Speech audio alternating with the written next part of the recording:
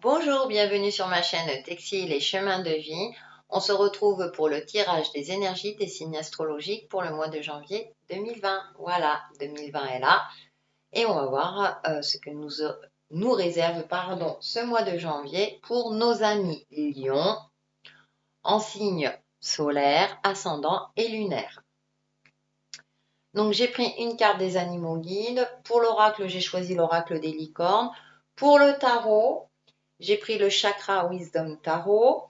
Vous aurez une carte communiquer avec son ange gardien et là, deux cartes ont sauté pour vivre en pleine conscience. Et c'est parti pour nos amis lions pour le mois de janvier. Donc l'animal qui vous accompagne est la baleine.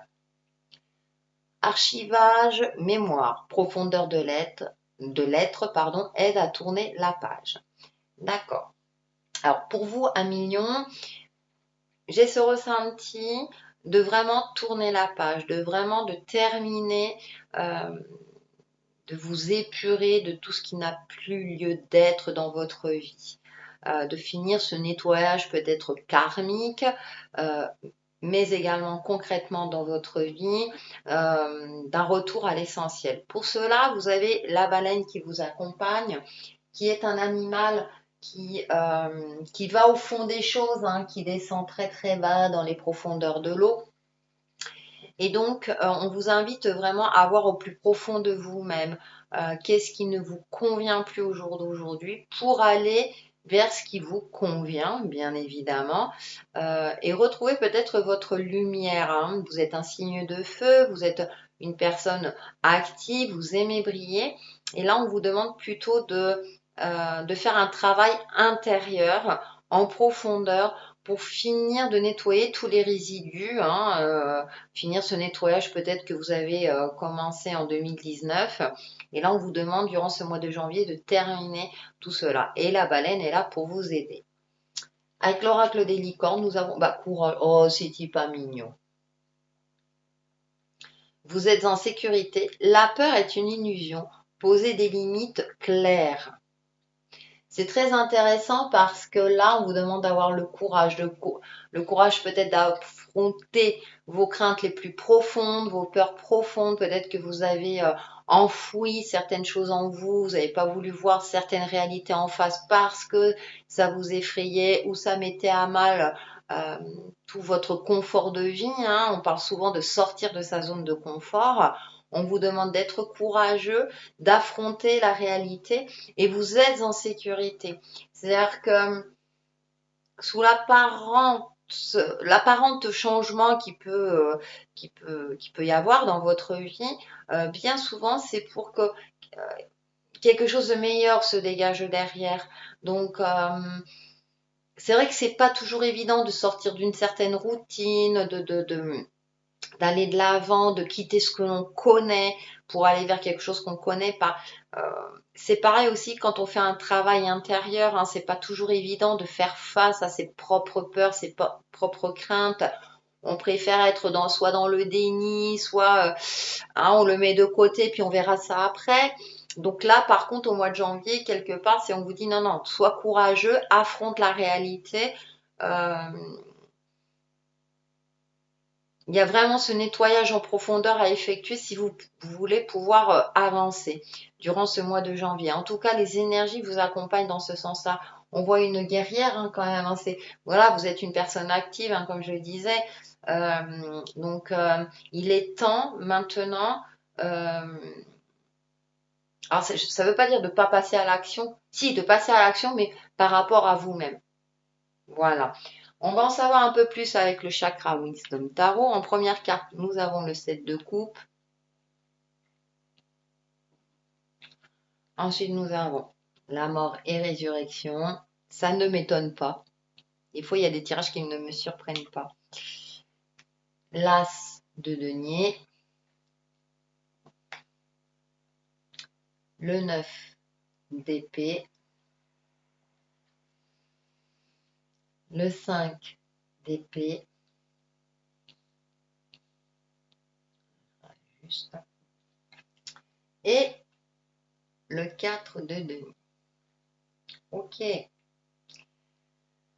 Alors, ce qui m'interpelle dans votre tirage, hein, c'est qu'il y a des choses lumineuses et il y a beaucoup le mental. Hein. Là, on retrouve deux épées et l'émotionnel. Là, on voit le 7 de coupe, les coupes vides. La personne, elle est allongée, peut-être qu'elle se pose des questions, ou peut-être que là, elle est dans une situation plutôt d'introspection, elle ne sait plus où elle en est. Peut-être que c'est votre cas à millions. Vous êtes vide d'émotions. Là, vous savez plus trop où vous en êtes. En tout cas, en ce début de mois, hein, peut-être que ce sont les résidus de décembre. Et là, avec cette très jolie carte hein, de la mort et résurrection, je précise toujours, on voit là cette femme qui tourne le dos au passé, à l'ancienne, l'ancien moi, j'ai envie de dire. Et là, on voit une couronne pleine de lumière. Elle se tourne vers la lumière. Donc, ça rejoint un petit peu la carte là de la baleine, hein, de faire ce nettoyage en profondeur, de voir au plus profond de vous-même. Hein.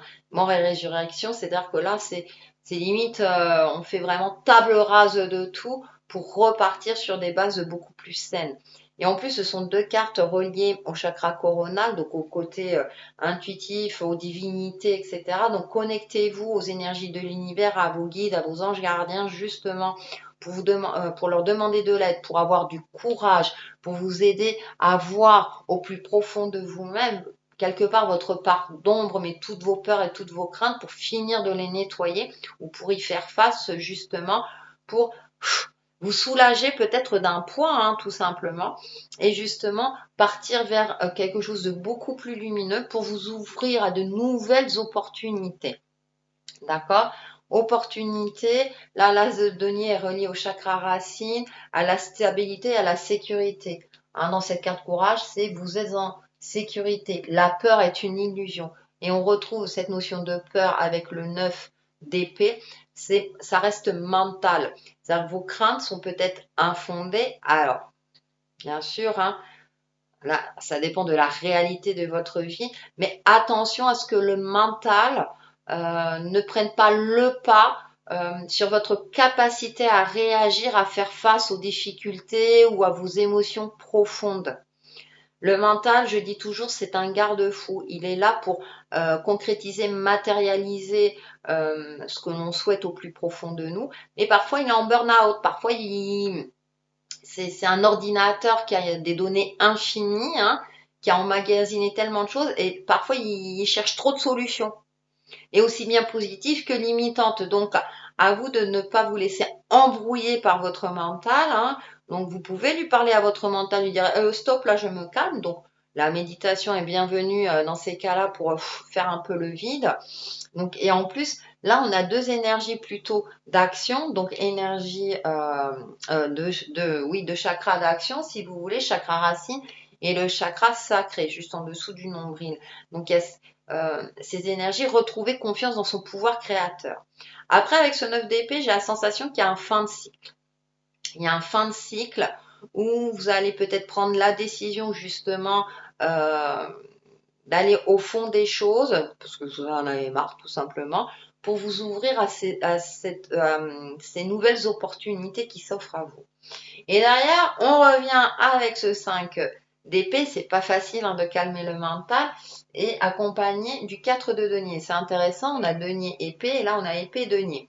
Donc c'est vraiment travailler sur votre mental pour l'apaiser, pour justement retrouver une certaine stabilité dans votre vie. Alors à tous les niveaux. Ce qui est intéressant, c'est que là, elle est reliée au chakra du cœur et on a les deniers. On a quand même les papillons, donc signe de transformation, d'être réaliste, d'être ancré aussi. Et là, on a l'ancrage hein, aussi hein, avec le chakra racine, tout en étant connecté à son cœur, à son âme. D'accord? Au fond de vous, vous savez que vous êtes une personne lumineuse.